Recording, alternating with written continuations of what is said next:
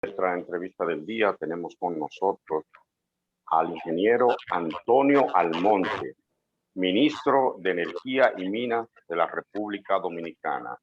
Muchísimas gracias, ministro, por aceptar esta invitación de Cuentas Claras. Bueno, muchas gracias a ustedes por la invitación. La verdad es que le agradezco mucho. Y buenos días a todos, a Monegro, a Germán, a José, todos. Muy buenos días. Ministro, me gustaría comenzar la entrevista por arriba, ¿verdad? Usted de energía y minas, entonces minas como que hay que profundizar un chin más. Vamos a lo de arriba, la energía. ¿Qué está pasando con Punta Catalina? Se decía que iba a estar 2 semanas fuera, ahora se dice que más. ¿Qué es lo que pasa con Punta Catalina? En realidad, Punta Catalina nada, diría que nuevo en cierto sentido. Punta Catalina 2, particularmente la unidad 2 de Punta Catalina, su caldera, pues sufrió un daño el mes pasado, hace aproximadamente para un mes. ¿Era de medio uso cuando la pusieron? A veces pareciera ser de medio uso, porque esta es la tercera vez que esa caldera presenta dificultades. La primera fue en el mes de marzo del año pasado, antes de las elecciones, durante la administración pasada. En aquella ocasión tardó casi 30 días. Y después en abril presentó otro leve daño. Y ahora estuvo trabajando normalmente hasta ahora enero de este año. Es una situación que nosotros hemos venido presentando las quejas y la denuncia correspondiente al contratista, porque es una planta que todavía está en garantía. La garantía teóricamente se vence el 24 de abril, y porque el 24 de abril fue aceptada de manera provisional por la anterior administración como buena y válida, provisionalmente hablando. Un caso muy sui generis, porque si la planta había estado de finales de febrero, principio de marzo, casi 30 días con graves daños en las calderas, las fotos andan por ahí, y si después a principios de abril presentó otro fallo, no sé cómo el 24 de abril, días después, se le firma una carta de aceptación provisional de esa planta, cuando lo que debió fue quizá presionar al contratista para una reparación mayor o la sustitución. Nosotros tenemos la caldera de la planta número 2 que se ha parado 3 veces por daños, y la caldera de la planta número 1 estuvo en una ocasión también dañada. Eso aparte de otros equipos y sus sistemas muy importantes que vienen cancaneando, como dice el pueblo, desde hace un tiempo. Este es un problema delicado porque al final del año de garantía, el Estado Dominicano, a través de la CDE, debe emitir un certificado de aceptación definitiva de la central. Debimos hacerlo en octubre con la planta número 1, pero nosotros no lo hicimos. Y no lo hicimos porque todavía estamos reclamándoles algunas cuestiones relativas al funcionamiento de la número 1. Y ahora no está claro qué sucederá con la número 2 en abril próximo. Es una planta nueva, es una central nueva, Monegro, que estamos recibiéndola con muchos remiendos, cosa muy difícil de ver en este tipo de negocios, pero esa es la realidad. Lo voy a hacer como dos o tres preguntas pequeñas. Uno, ¿quién es que debe responderle? ¿Cuál es la empresa que debe responder por esos daños que están sufriendo la caldera? Si es Odebrecht o el fabricante de la caldera. Dos, si son estos daños tan frecuentes, reflejan daño que es un problema estructural de la planta o es accidental. Y tres, si después del 24 de abril y vuelve a dañarse, ¿quién tiene que costear la reparación de esa planta? Bueno, en primer lugar, en estos momentos, todavía, quien tiene que responder por los daños a la caldera es el contratista. En este caso, el consorcio encabezado por Odebrecht, porque fue con ese contratista que nosotros firmamos el contrato de construcción de las plantas. El contratista tendrá sus contratos a su vez con los fabricantes, pero nosotros es con el contratista, el consorcio encabezado por Odebrecht. Y es Odebrecht quien a nuestro requerimiento está ciertamente trabajando en la reparación de la caldera, a su propia responsabilidad. A partir del 24 de abril, cuando vence el año de garantía, nosotros podríamos todavía continuar recibiendo la asistencia de Odebrecht si es que con razón no emitimos el certificado de aceptación definitiva. Hasta que nosotros no hagamos la carta o certificado de aceptación definitiva, Odebrecht sigue responsabilizado mediante el contrato a responder por las fallas que nosotros vayamos refiriéndoles, denunciándoles, sobre todo fallas que pueden provenir de defectos o vicios de construcción, como es el caso de la caldera. Por esa razón, respecto a la planta número 1, no hemos emitido el certificado de aceptación definitiva, porque hemos detectado y denunciado al consorcio, presentado evidencia, varios vicios de construcción que tienen que ser subsanados antes de nosotros emitir esa carta. Bueno, y lo de que si el nivel de daños es por la fabricación o es accidental. En este caso, nosotros estamos haciendo por nuestro lado la investigación del lugar, porque no se hizo esa investigación antes de por qué las fallas de la caldera, sobre todo. ¿Por qué la caldera sobre todo? Porque es como que usted compra un Mercedes-Benz nuevo y al año siguiente tiene que hacerle un anillamiento al motor de ese carro Mercedes-Benz. Eso no se explica. La caldera en una central termoeléctrica no se abre, no se dañan a ese nivel menos de 10 o 12 años después de trabajar. Nunca se ve que la caldera de una central termoeléctrica expresen esos daños a meses de ser operada, como fue el caso de la número 2 en abril, en marzo del año pasado, o un año. Ahí hay las hipótesis de que esa caldera y esa planta tiene un defecto de fábrica en cuanto a su fabricación. La caldera, eso es una hipótesis. Y otra hipótesis que estamos manejando tiene mucho que ver con el tema del tiempo en que esa planta fue operada a un régimen de potencia que posiblemente exceda las especificaciones del fabricante. Pero eso nosotros no podemos asegurarlo de manera definitiva hasta que no tengamos lo que es la certificación oficial del fabricante en cuanto a la reiteración de esa certificación oficial en cuanto a sus especificaciones técnicas y una comparación con el historial de operación de la planta desde que comenzó hasta ahora. Ese es un proceso que se está investigando con mucho cuidado antes de nosotros pasar a hacer acusaciones, porque posiblemente el Estado Dominicano tenga que recurrir a reclamar la compensación y las reparaciones de los perjuicios causados por esa planta y por la forma en que se ha desarrollado. La verdad que es inverosímil este caso.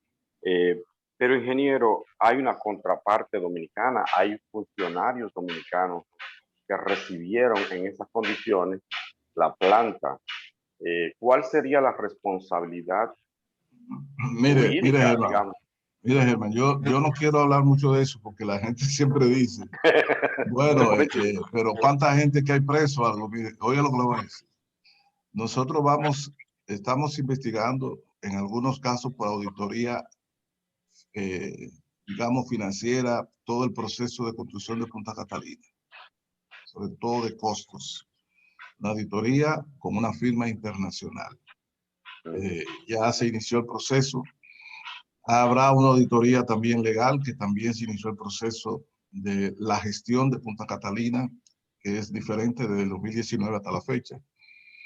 Y estamos investigando a nivel técnico el tema de todo esto de perfecto de Punta Catalina, contrastándolo con el contrato y la responsabilidad del contratista. Cuando culminemos esas investigaciones, se dará a conocer sus resultados y los responsables, ya sea del funcionario de la gestión pasada o del consorcio constructor, etc. Pero ahora no queremos embarcarnos en acusaciones sin tener todavía suficientes elementos en las manos como para hacer acusaciones específicas. Lo que usted puede estar seguro que más tarde, más temprano que tarde, eso se sabrá y nosotros vamos a proceder por las vías que corresponda con relación a esas responsabilidades. Porque fue más de 3.000 millones de dólares que a sangre, sudor y lágrimas pagó el pueblo dominicano por esa central. Por consiguiente, no es posible que después de esa inversión usted tenga un equipo que se pare cada 15, 20 días, un mes o 2 meses. Y el cuento de que fue porque cancelaron los técnicos anteriores es mentira por 2 razones. Primero, porque apenas 2 o 3 técnicos se han cancelado. La mayoría de los técnicos que fueron entrenados y que estaban ahí, que eran casi 50, 40 y pico, están ahí.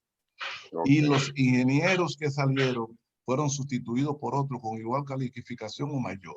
Es decir, más del 90% largo del personal entrenado para la gestión de Punta Catalina está ahí y la gente puede ir a la planta y preguntarle a cada uno de los ingenieros que lo operan desde cuándo estamos. Los cambios que hubo en Punta Catalina fue a nivel del personal administrativo, ubicado incluso aquí en la capital, en la sede, que no tiene nada que ver de manera directa con la operación de la planta. De manera que eso es una excusa baladí. Y en segundo lugar, no hay manera de usted justificar ese tipo de situación que se ha dado en el caso de la planta y porque decir que por mala operación ahora tendría que explicar por qué la planta número 2, la caldera, esa misma caldera se dañó de manera muy lamentable en marzo del año pasado, cuando la administración que hoy dice que no son ellos, era la que administraba Punta Catalina y la planta número 2. Y la planta número 1, durante ese periodo también presentó defectos muy importantes. De manera que no es un problema de la gestión actual, que ha sido muy profesional. Es un problema de inicio y de vicio de construcción que no fue capaz la administración pasada de reclamarle al consorcio constructor como debió ser. Pregunta a un amigo. Discúlpame, Germán, discúlpame. Usted está diciendo entonces que Punta Catalina tiene vicios de construcción. Es evidente. No, tú no puedes tener una planta que a los 2 o 3 meses presente las fallas que presenta hoy. Es evidente que las tiene. Ahora, esos vicios de construcción, su responsabilidad de magnitud, pues le digo que son las cosas que se están evaluando, pero es evidente. Una planta, 2 plantas eléctricas, cuyas calderas, antes de que haya pasado un año de operación, o con un año de operación, presenten los daños de la magnitud que se han evidenciado, es obvio que hay un problema serio de construcción. Bueno. ¿Quién es el responsable? ¿Es el fabricante o es el operador inicial de la central o es solo materiales? Yo no lo puedo asegurar. Eso hay que todavía terminar de investigar. Cuando antes, yo no sé, y creo que en la planta aún sigue siendo así, cuando la gente compraba un motor o compraba un carro, decía, mira, durante las primeras 5.000 millas tienes que correrlo a 90, no puede pasar a 90 porque entonces las anillas, el motor, no sé. Eso era como de rigor en principio, ¿no? Igual, si tú lo forzabas mucho, pues terminaba fundiéndose fácilmente. No sé si eso habrá pasado. Pregunta a un amigo radio escucha de Cuentas Claras, que sí es cierto que Tecnimont, la empresa responsable de la parte eléctrica, estaba técnicamente en quiebra y con demanda en varios proyectos. Mira, ese es un tema sobre el que no tengo mucha información y lo cierto es que no tengo mucha base para afirmar ni negarlo. Sobre cuál era la situación particular de Tecnimont, no tengo ninguna. Y es un poco cuidadoso emitir juicios sobre una empresa porque hay que respetar también. Muy bien. Ingeniero, el tema, usted es ministro de Energía y Minas y el tema de energía es tan amplio que normalmente cuando lo entrevistamos a usted nos quedamos en energía y después a la mina le damos la colita. Ustedes ni siquiera se quedan en energía, ustedes se quedan en Punta Catalina, no sé qué les pasa. Es que es la que puya, mano. Es correcto. Duele mucho, duele demasiado. Yo quiero hablar un poquito sobre el tema mina, porque la minería en estos momentos es uno de los soportes de la economía dominicana. Sé que recientemente estuvo por aquí el presidente de Barrigol, sé del conflicto que hay por el requerimiento de una presa de cola por aquí, por la zona de Monteplata, la oposición de la comunidad. Nos gustaría que usted nos cuente cómo van las negociaciones con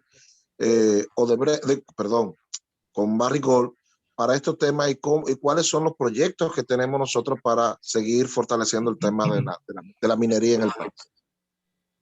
Bueno, el tema de la minería, Monegro, que es sumamente importante por muchas razones y no se puede negar. El tema de la minería, digamos que en el caso del ministerio y del ministro, pues a veces reciben candela por arriba y por abajo. O sea, nosotros, sin embargo, estamos trabajando de la siguiente manera. En primer lugar, las firmas o las empresas mineras, sobre todo minería metálica, en este caso Barrigol y el Oro, cada cierto tiempo tienen la necesidad de construir la llamada presa de colas para almacenar residuos y restos del proceso de explotación y procesamiento del mineral.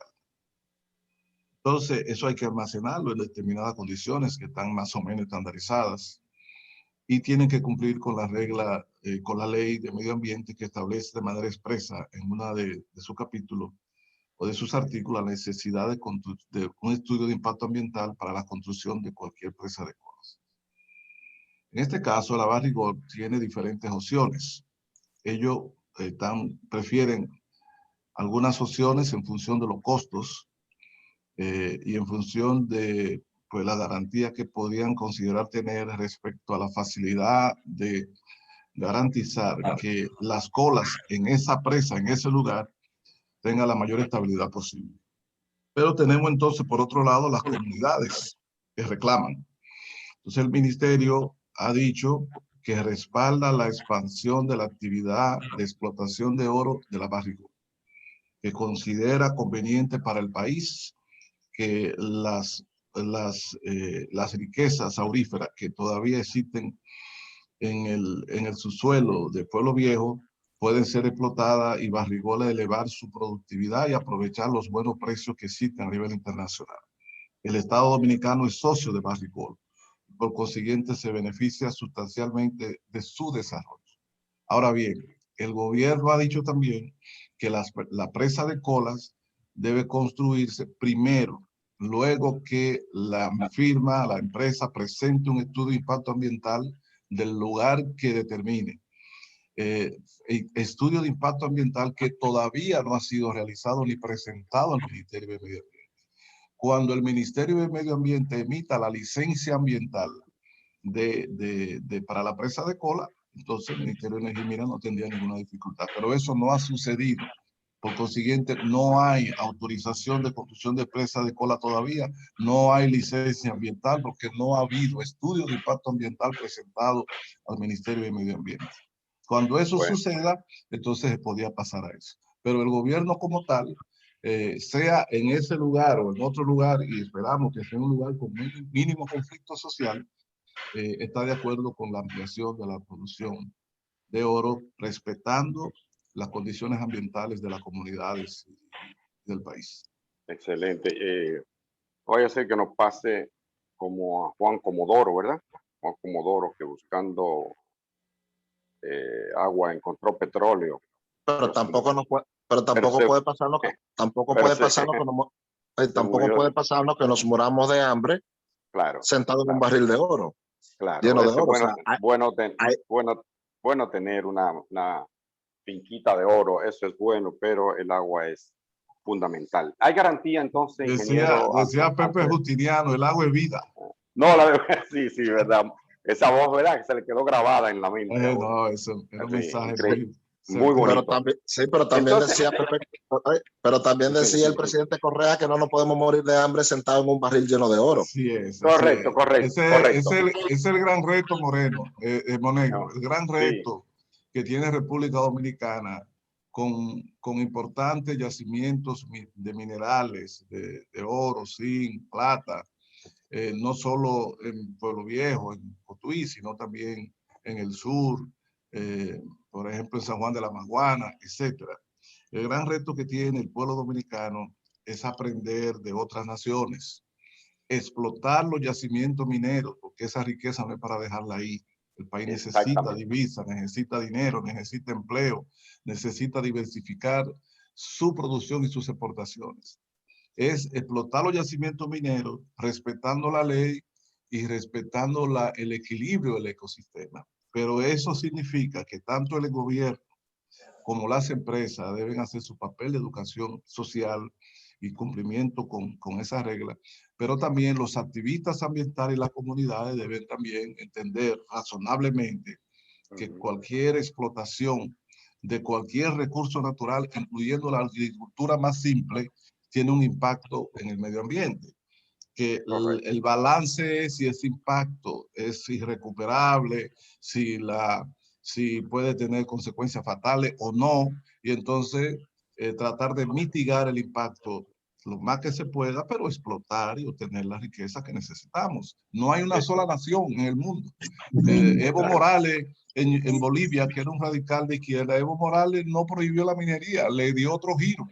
También sucedió con Correa en Ecuador, pero en la Cuba de Fidel Castro se explotaba la minería, en la China de Mao, en la Rusia de Putin. Es decir, la actividad minera es una actividad económica, que lo que hay que hacer es orientarla para hacerla bien, pero no se puede dejar de hacer. Es un caso extremo. Sin duda alguna. Ingeniero, yo quiero preguntarle algo que se habla poco aquí, pero que tiene mucha importancia aparentemente en los mercados internacionales, lo que tiene que ver con la tecnología.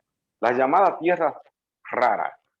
Hábleme un poco de eso, a ver si nosotros logramos entender. Y si es cierto que de ahí, de Pedernales, pues los chinos estaban sacando una vez mucha tierra rara con el pretexto de que era aluminio o algo así. Mire, nosotros en nuestro ministerio tenemos, como dicen, en carpeta ese tema, porque hay, no nos hemos entrado demasiado, porque precisamente hay una reunión hoy de la Viceministerio de Minas que tiene que ver con ese tema. Hay un problema de que alguna gente dice que la explotación de bauxita, esta región de Pedernales que se ha hecho, en el fondo están sacando de ahí algunos elementos químicos denominadas tierras raras, como el cuarzo y otros, que tienen posibilidades muy diversas en la industria a nivel internacional. Incluso es material que se puede utilizar en dispositivos de alta tecnología, de telecomunicaciones, circuitos electrónicos, etcétera. O sea, es una materia prima que pasa a formar parte de los procesos de producción de tecnología de alta productividad y de mucha comercialización en el mundo. Y muy escasa, Solo algunos lugares en África y aquí. Exactamente. Otros lugares. Ahora, nosotros no podemos decir que tengamos pruebas contundentes, por lo menos a nuestra llegada, que todavía no hemos evaluado bien, pruebas de la extracción de tierras raras de Pedernales para la exportación bajo el manto bajo el manto de que es aluminio. Ahora, es algo que tenemos que regular de manera específica. Sí, y ingeniero, perdone, y si se determinase que sí, que es tierra rara, como dicen alguna gente que han estado allí, con las que he conversado, porque han estado involucradas en el proceso, ¿qué significaría eso para Pedernales? ¿Sería una minita interesante? ¿Cambiaría la vida? Sí. Si es tierra rara y si la reserva es importante, habría que trabajar en un proyecto realmente para explotarlo en las condiciones que sean ventajosas, no solamente para Pedernales, sino para el país. Pero eso todavía hay que evaluar. Le digo que hoy tenemos una reunión con los expertos del área de minería y la parte también jurídica para ver el tema de Pedernales. Ingeniero, usted mencionaba también los posibles yacimientos de oro del sur. E incluso se firmó el gobierno dominicano. El caso de Proyecto Romero no es ya una presunción, es una cantidad probada de alrededor de 2.4 millones de onzas de oro que está en el subsuelo en la zona, en el sector de los Romeros, por ahí por Sabaneta, en el sur. Pues justamente era mi pregunta, ese mismo proyecto. ¿Cómo va entonces el proceso para la extracción de ese oro? Ahí hay una dificultad que es de tipo social comunitario. Es decir, está clarísimo, se hizo la exploración, se hicieron los estudios y se ha probado la existencia de ese yacimiento aurífero. Ahora bien, el principal obstáculo es que la comunidad y sobre todo la población de San Juan de la Maguana, algunos sectores de San Juan de la Maguana y voceros calificados tienen una oposición más o menos radical a que se explote esa mina de oro. Nosotros fuimos a San Juan de la Maguana, el viceministro de Minas fue al mismo sector de la mina, en Romero, nosotros fuimos, yo visité y me pasé un día entero en San Juan de la Maguana en reuniones con diferentes sectores y pude constatar directamente durante un día entero de discusiones con diferentes sectores que hay sectores de San Juan que están de acuerdo con la explotación del yacimiento minero Romero, pero que hay otros importantes sectores respetables que no están de acuerdo. Y en ese caso, lo que no me preguntan, lo que yo digo, hay que continuar el diálogo, hay que continuar explicando, hay que permitir hacer por lo menos el estudio de impacto ambiental del Proyecto Romero y eventualmente tomar una decisión de si vamos a elevar ahí un monumento de no explotación al oro o si vamos a permitir la explotación del oro. Pero ese es un caso que se ha complicado precisamente por la activa movilización de sectores de San Juan de la Maguana, que usted puede estar en desacuerdo con ellos, pero tienen derechos y tienen que ser respetados. Y se espera que ellos también respeten el derecho que tiene el Estado o el gobierno de aplicar la ley y permitir que cualquier empresa que quiera hacer una exploración la haga en el marco de la ley. Disculpa, Germán Marte, pero justamente entiendo yo que para sentarse a discutir lo que sea, tanto con los que están a favor como con los que están en contra, es indispensable tener a mano el estudio de impacto ambiental. Exacto. ¿Se está trabajando en eso? Lo que tú acabas de decir es un monumento con negro, es el tema. El tema es que nosotros hicimos una exposición técnica a esos sectores en San Juan de la Maguana, en el Salón del Ayuntamiento, y entonces dijimos, bueno, necesitamos un estudio de impacto ambiental. Vamos a caracterizar qué es lo que hay aquí. Bueno, se puso, se explicó, y necesitamos un estudio de impacto ambiental que se requiere que la comunidad le permita a los expertos ir a realizar ese estudio de impacto ambiental. Pero es que hay sectores que se radicalizan y dicen que ni estudio de impacto ambiental aceptan. Entonces, la posición es un poco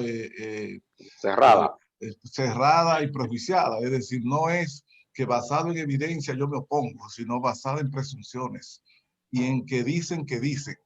Entonces esas discusiones tienden a ser difíciles. Es como yo le decía ayer a alguien, y me discursa el salto, alguien que me dice, bueno, pero fulano dice que Punta Catalina nada más tiene tantos megavatios, que tiene que sé yo, ¿qué usted opina? Y yo le decía, bueno, es una discusión muy difícil porque él no entiende de eso.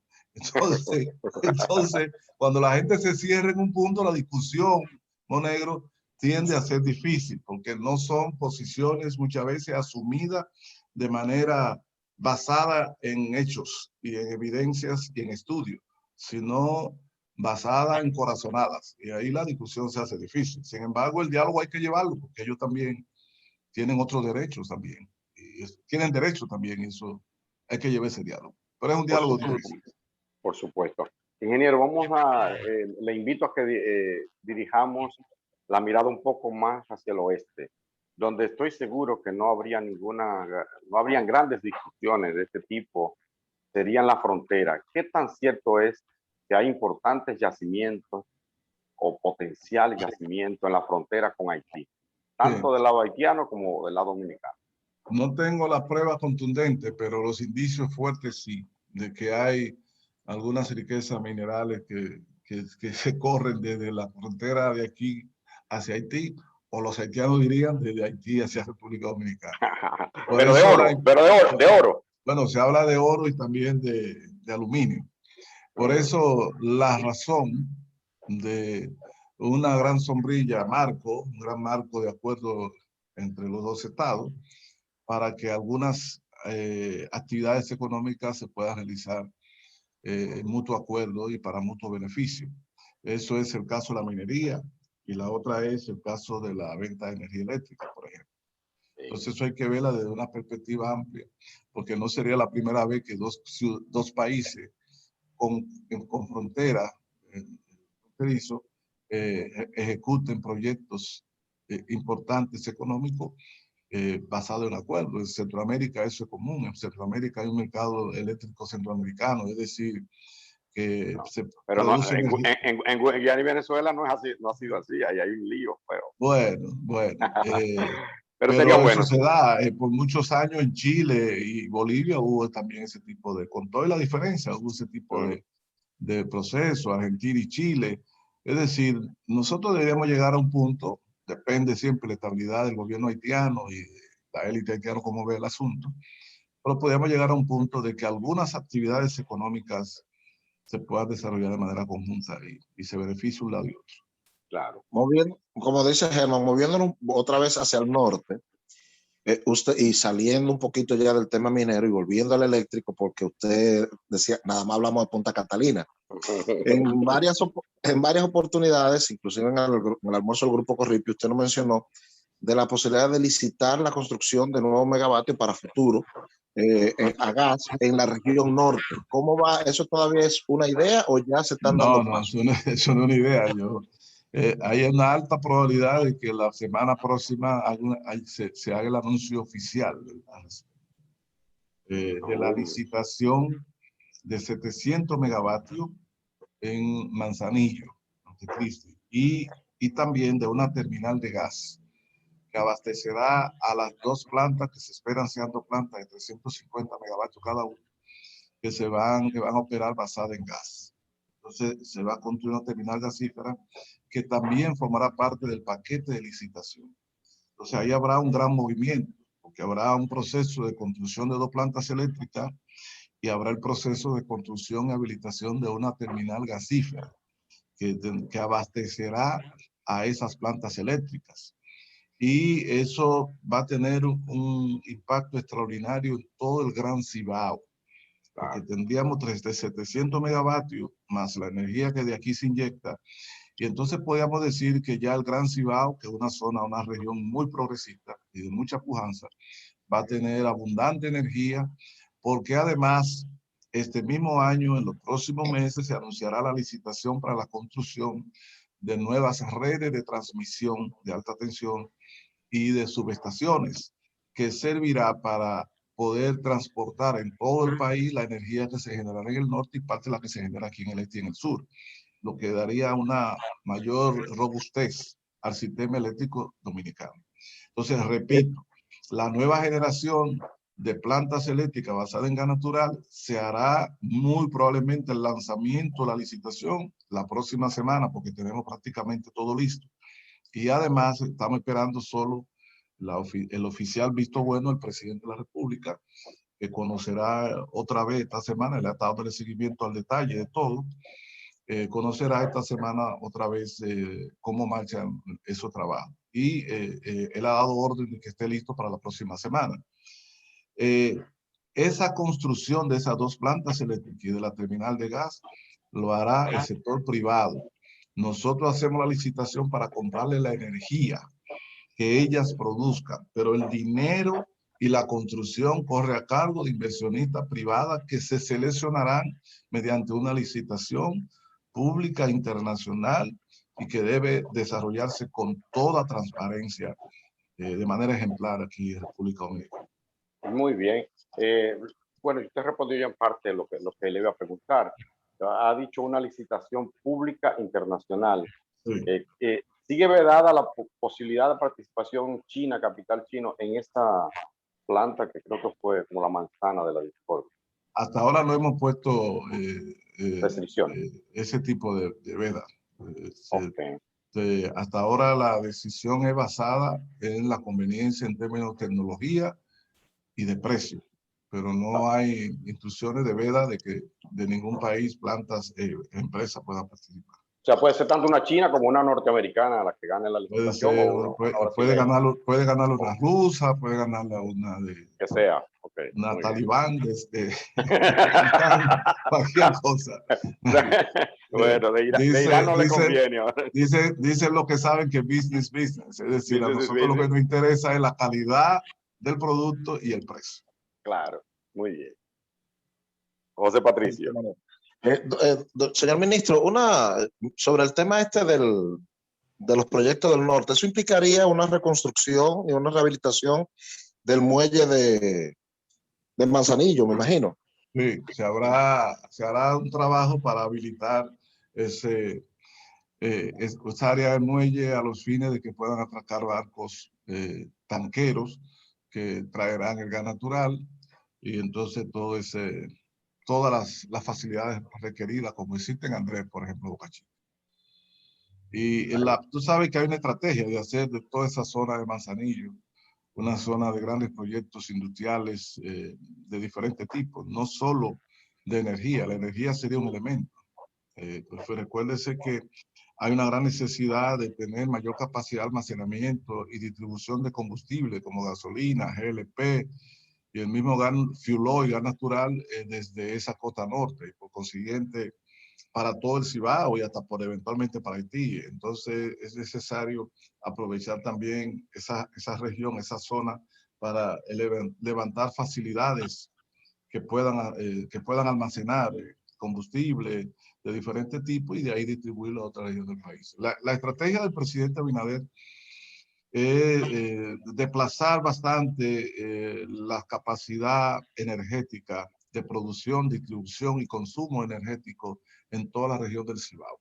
De esa manera, estratégicamente, el país a la vuelta de unos años va a dar un gran salto productivo y va a tener un mayor equilibrio en lo que se refiere a la distribución poblacional, posibilidades de ingresos, servicios, etcétera, en toda la isla.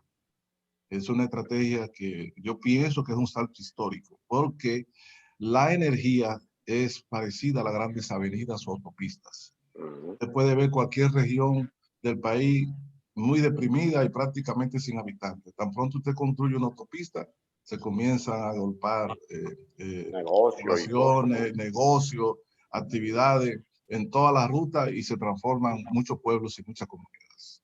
Es cierto. Energía hace lo mismo. Ayer precisamente Pavel Isa hablaba un poco de eso también, del impacto que podría tener la electricidad. Bueno, ingeniero, yo de mi parte, Moreno, me queda una ultimita pregunta, una colita y no como la de... noticia ha habido. No, pero no es como la de la Barrigol, no es con la tóxica, no. Ingeniero, el tema de los paneles solares, hablaba con mi hermano Alexi en estos días y él decía, yo estoy pensando en algún momento tendré que poner algunos paneles.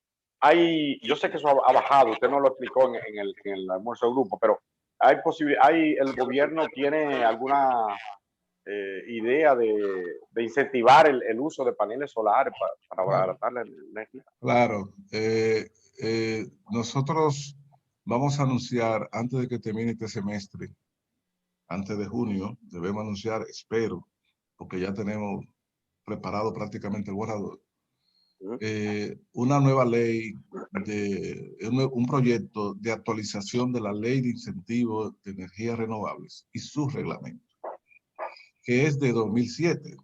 Y ya muchas cosas en el mundo de las renovables han cambiado radicalmente porque ha sido uno de los renglones de mayor actividad e innovación. Pero además, esa ley de incentivo debe también servir en lo que estamos contemplando hoy para impulsar otro aspecto que se está dando en el mundo ahora en el campo de la revolución energética. Está el tema de las pilas de almacenamiento de energía, está también el tema de la llamada, que eso es más o menos viejo, pero no ha crecido tanto aquí todavía, la llamada energía distribuida, o digámoslo de otra manera, la posibilidad de que pequeños grupos de poblaciones, de empresas, y hasta individuos puedan también manejar o generar la satisfacción de sus propias necesidades energéticas, sino total, parcialmente. Entonces, la ley 125.01 de electricidad contempla algunas cosas, pero bueno, esa es una ley, tiene 20 años.